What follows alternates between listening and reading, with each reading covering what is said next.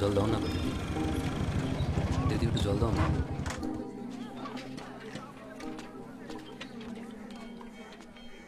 కీజాలు ఇలా ఎండలో కూర్చొని అందరిని నీళ్ళు అడిగే బదులు నువ్వు వెళ్ళి పట్టుకోవచ్చు కదా. మేము బావిని అంటరాదు కదయ్యా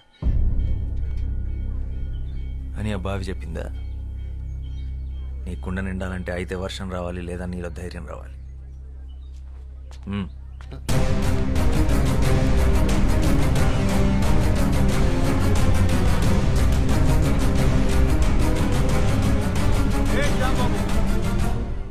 ఆడు పంచముడు, ఆడెలా బావిని ముట్టుకుంటాడు అంటే కింద జాతి వాడు. నీళ్లు కూడా కిందేగా ఉన్నాయి, నేల కూడా కిందేగా ఉంది. వాడు తక్కువ కులమాడు. అయితే దాహం తక్కువ వేస్తుందా? ఏ నీటి చుక్క మీద ఏ కులం పేరు రాస్తుంది? వాడు ఇదే ఊర్లో పుట్టాడు, ఇదే ఊర్లో పెరిగాడు, ఇదే మట్టిలో కలిసిపోతాడు. ఆ మట్టిన పుట్టిన తిండిని నీ పిల్లలు తింటున్నారు. వాడు అంటరాని వాడు. అంటరాని వాడైతే మరి వాడు నడిచిన నేల మీద నువ్వెందుకు నడుస్తున్నావు? వాడు పీల్చి వదిలేసిన గాలి నువ్వెందుకు పీలుస్తున్నావు? ఆపేచ్చుగా! నేలకి గాలికి నీటికి బతికించే గుణం ఉంటుందే తప్ప హింసించే కులం ఉండదు. ఆయన కులం కాళ్ళు పట్టు కూర్చోడానికి. ఇది ఋగ్వేదం కాదు, స్వాతంత్ర భారతం. ఓహో, దిగొచ్చాడు అంబేద్కర్. ఇవన్నీ పుస్తకాల్లో రాసుకో, కొని చదువుతాం. రేయ్, నువ్వు గనక బావిని ముట్టుకున్నావో నీ గుడిసెలు కాల్చి నీ చర్మము ఒలుస్తాం. పొద్దు బాబు, నాకు నీళ్ళొద్దు, ఏమొద్దు, మేము పోతాం.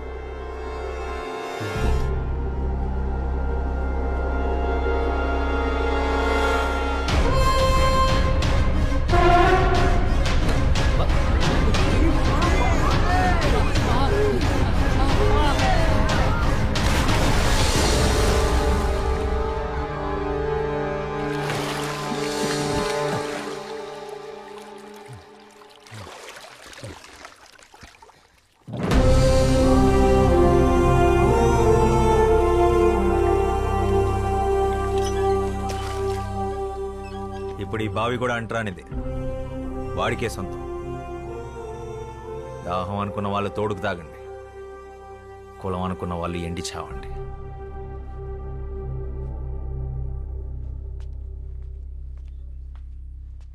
వాడి గుడిసె జోలికెళ్ళావో నీ ఇల్లెక్కడుందో ఈ శ్యామ్ సింగరాయ్కి బాగా తెలుసు. ఖబర్దార్.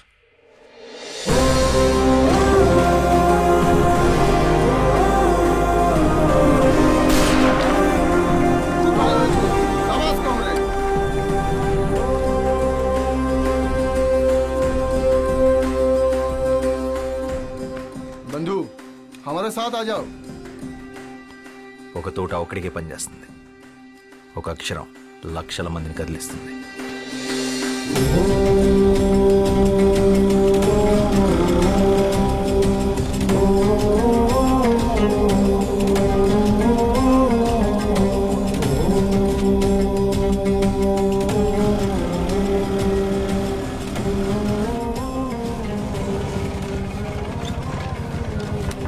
আকাশ ঘিরে মেঘ করেছে, সূর্য গেছে পাটে, খুব গেছে জল আনতে পদ্মা দিঘির ঘাটে।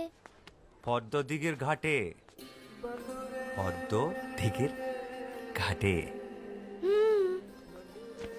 చిన్నప్పుడు ఇదే పాట మీ నాన్న నాకు నేర్పించాడు, ఇలాగే ఒళ్ళో కూర్చోబెట్టుకొని. ఇప్పుడు అది మీకు నేర్పించడం నా బాధ్యత. మళ్ళీ ఏం చేసావు శ్యామ్? మీ అన్నయ్య చాలా కోపంగా ఉన్నాడు. మనం ఏం చేసాం ఏరా? ఇవాళ దాదాబాయ్ ఖరగ్పూర్ నుంచి వస్తున్నారు, జాగ్రత్త. ఆయన ఏమన్నా నోరు మూసుకునుండు, ఎదురు చెప్పొద్దు. ప్రసాదం తీసుకో. పండగ రోజు గొడవ పడకండి. దేని గురించంట? ఈరోజు జరిగిన దాని గురించా, లేక నిన్నటి గొడవ? మొన్నటిదా?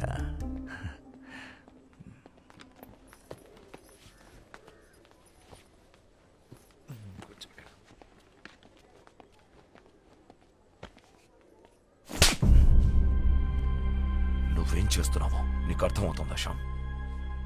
మన కుటుంబం పరువు తీస్తున్నావు. ఆ దళితుణ్ణి మంచినీళ్ళ బావిలో పడేస్తావా? పిచ్చిగాని పట్టిందా? ఇప్పుడు మనల్ని కూడా ఊరి నుంచి వెళ్ళేస్తారా? నీకు ఆ కష్టం అవసరం లేదన్నయ్య, నేనే వెళ్ళిపోతాను. మనిషిని మనిషిలా చూడలేని చోటు ఊరైతే ఏంటి, ఇల్లు అయితే ఏంటి, నేను ఉండలేను. ఓ, నువ్వు ఆ దరిద్రులతో కలిసి దేశాన్ని ఉద్ధరించు.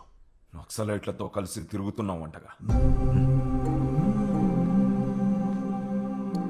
ఆ దారి తీసుకోవాలనుకుంటే ఇక్కడికి అడవులు ఎటువైపు ఉన్నాయో నాకు బాగా తెలుసు. నా సిద్ధాంతం వేరు. నీ సిద్ధాంతాలు పుస్తకాలు మీదేసుకుని తగలబెట్టుకోవడానికి తప్ప దేనికి పనికిరావు. మనిషికి స్వార్థాన్ని మించిన సిద్ధాంతం లేదు, అది తెలుసుకో. నిజమే, స్వార్థం గొప్పదే. నీళ్లు బాగుండాలనుకోవడం నీ స్వార్థం, నా ప్రపంచం బాగుండాలనుకోవడం నా స్వార్థం.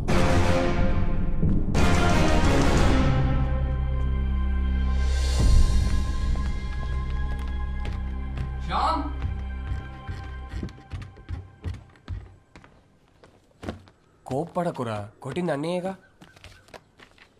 ఇది అన్నయ్య మీద కోపం కాదు మనోజ్, సమాజం మీద. ఇది మన ఇంటి సమస్య, ఊరి సమస్య కాదు, దేశం సమస్య. సమాజాన్ని మార్చే శక్తి సాహిత్యానికి మాత్రమే ఉంది. శ్యామ్, నేను వెళ్ళాలి, నేను రాయాలి. ఇదేంట్రా, ముందే సర్ది పెట్టేసుకున్నావా? ఎవరికి చెప్పద్దు. 3 రోజుల ముందే టికెట్ కొనేసా, హౌరా బండికి. పండగ కదరా, పండగ అయ్యాక వెళ్ళొచ్చుగా. పండగ ప్రతి సంవత్సరం వస్తుంది, నా సమయం వృధా అయితే తిరిగి రాదు. అయినా నాస్తికుడికి పండగ ఏంటి? రాత్రి అందరూ పడుకున్నాక బయలుదేరతాను. వదినకు చెప్పి రసగుల్లాలు చేసి కట్టి పెట్టమను.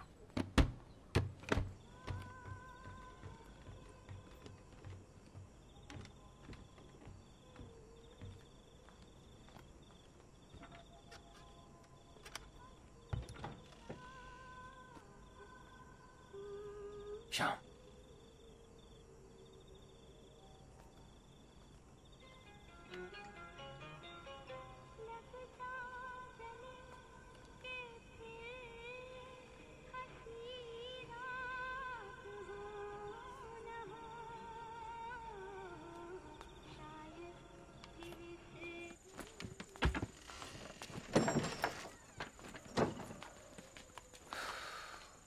మానేరా. అయిపోయింది, మానేసా. జాగ్రత్తరా, వెళ్ళంగానే ఉత్తరం రాయ్.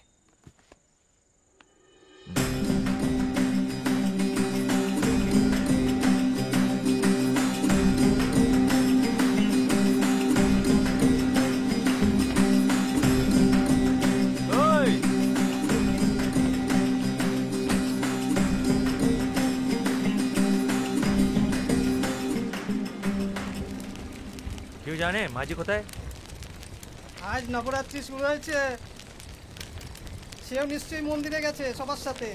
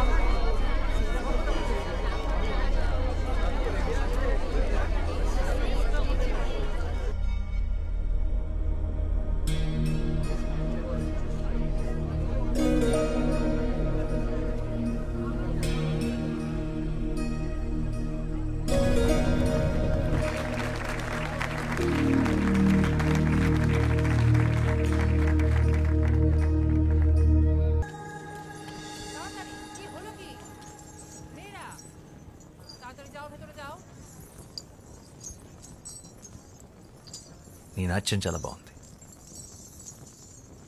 నీతో కొంచెం మాట్లాడాలి. నాతో కాసేపు అలా బయటకు వస్తా? నీ పేరేంటి?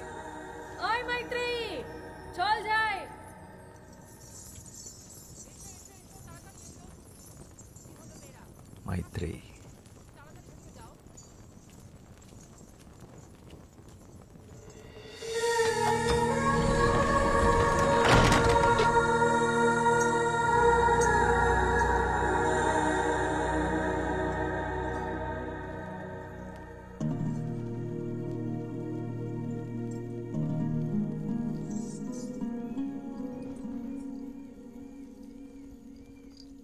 ఏంటి ఇంకా పడుకోలేదా? ఏం ఆలోచిస్తున్నావు? శశి, ఇందాక ఏమైందో తెలుసా? నన్ను ఒకతను తనతో పాటు బయటికి రమ్మని అడిగాడు. బయటకంటే? పూర్తి బయటికి, గుడి బయటికి. నిజంగానా? అవును. మరి వెళ్తున్నావా? ఏంటే వెళ్ళేది? మనం ఎవరో తెలీదా? ఆయన ఎంత ధైర్యం అలా ఎలా అడుగుతాడు? మనం కూడా మనుషులమే అనుకొని అడుగుంటాడులే పాపం. అయినా నేనే నీ స్థానంలో ఉండుంటే అట్నుంచి అటే వెళ్ళిపోయేదాన్ని. వెళ్తావు? ఎందుకు వెళ్ళవు? మనం ఇలా మాట్లాడుకున్న విషయం ఎవరైనా విన్నారంటే కాళ్ళు వెరకొట్టి కూర్చోపెడతారు. నోరు మూసుకొని పడుకో.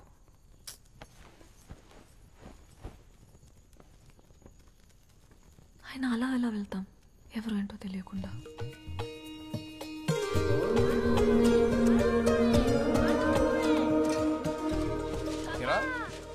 కలకత్తాకి వెళ్ళాలన్నా రాయాలన్నా అర్థం లేరా? తొందర ఉంది. దేవీ నవరాత్రులు అవని. నీకెప్పటి నుంచి దేవి మీద ఎంత భక్తి? భక్తి కాదురా,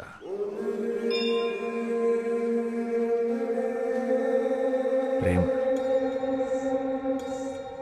అలా వినోదిని అనే దేవదాసి తన 100 ఏళ్ల జీవితాన్ని గుడిలో సౌభాగ్యంగా గడిపి చివరికి స్వర్గాన్ని చేరుకుంది. అయితే మీ వినోదిని తన జీవితంలో గుడి దాటి బయటికి ఎప్పుడు వెళ్ళలేదా? లేదు. ఎందుకు? ఒక దేవదాసి దేవుడి సన్నిధి దాటి బయటికి రాకూడదు. అది శాస్త్రం. ప్రపంచం అంతా దేవుడి సన్నిధే కదా. బయటకు వస్తే తప్పేంటి? పాపం వినోదిని మీ దేవుడు సృష్టించిన ఈ అందమైన ప్రపంచాన్ని చూడకుండానే వెళ్ళిపోయింది. 100 ఏళ్ళు దాసిలా కట్టుబాట్లతో బ్రతకడం కన్నా ఒక్కరోజు స్వేచ్ఛగా మనిషిలా బతుకుంటే బాగుండు.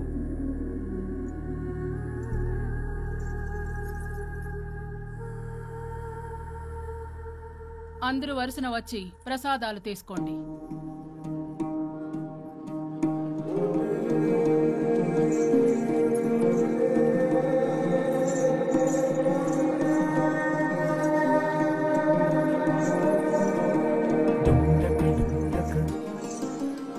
రాత్రి 10 గంటలకు దక్షిణ ద్వారం. నీకోసం ఎదురు చూస్తుంటాను.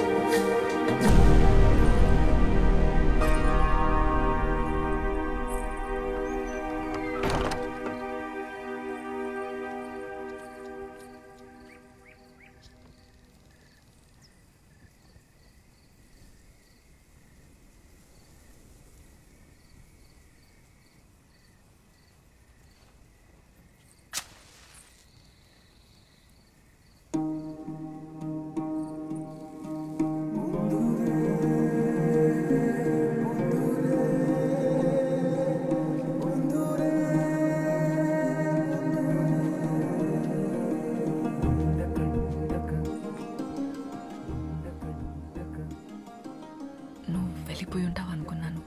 నువ్వు వస్తావని నాకు తెలుసు. నేనేం బయటికి రావాలని రాలేదు. నువ్వు నిజంగా వచ్చావో లేదో చూద్దామని వచ్చాను. సరే.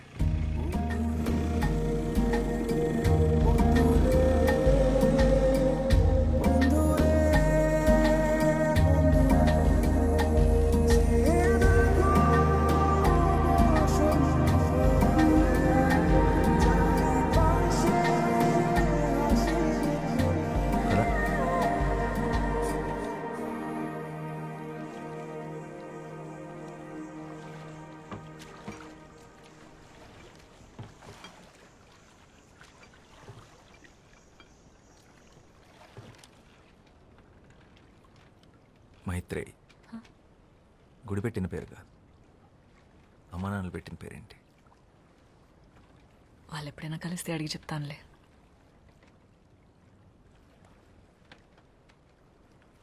అవును, తెలుగు ఎలా వచ్చు? ఆంధ్ర గురువుల దగ్గర కూచిపూడితో పాటు తెలుగు కూడా నేర్చుకున్నాను. తెలుగే కాదు, భరతనాట్యంతో పాటు తమిళ్, మోహినియాటంతో పాటు మలయాళం, ఒడియా, అసామీస్, సంస్కృతం కూడా వచ్చు. పడవ నడపడం వచ్చా? రాదు. నేను నేర్పుతాను, పట్టుకో.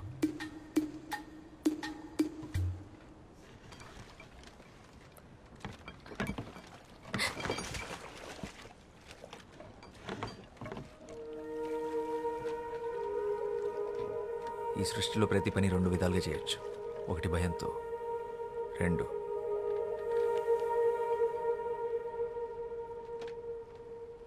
ప్రేమతో.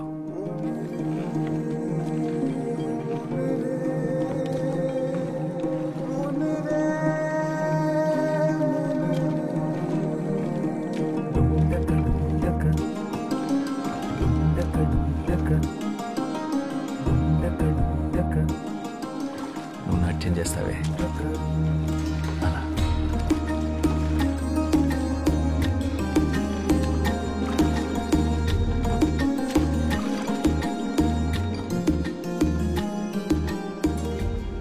ఏం చేస్తుంటావు నువ్వు? ఐఎమ్ ఎ రైటర్, రచయితను. ఏం రాస్తావు? ప్రపంచానికి చెప్పాల్సింది. మరి ఆ ప్రపంచానికి నా గురించి చెప్పాల్సి వస్తే? పాలబుగ్గలు, పసిడి చాయన పసుపు పూతగా వించిన తను, భయంతో బెదిరే పసిపాప కన్నులు, తెరచాప వంటి కురులు, శరీరం ఒక గుడి శిల్పం, నాట్యంలో నెమలి, కన్న ప్రేమని కూడా ఎరగని కన్యత్వం, బండరాయితో బంధుత్వం, దేవుడనే దురాచారం దేహాన్ని ముళ్ళు చేసిన మనసంతా దైవత్వాన్ని నింపుకున్నా.